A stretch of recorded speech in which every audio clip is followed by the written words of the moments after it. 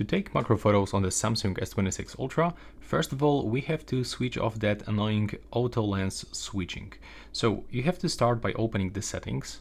Now scroll like all the way down for the camera assistant, download this, and now disable auto lens switching.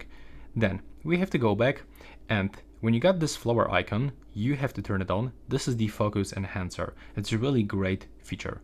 Now I can recommend you to use 1x zoom, and take a look. If you go like really close to the object, you can still find a lot of details. This is the palm of my hand, and if you go for the 2x zoom or even 3x zoom, you can even find much more, but you have to remember that this is less stable, right?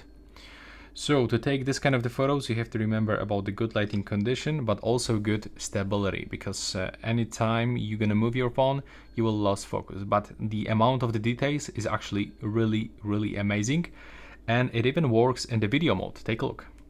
When you turn it on, and now in the video mode, it's much stable because we can find the optic image stabilization for videos, and even this additional ultra steady mode that looks like this. So everything is so smooth.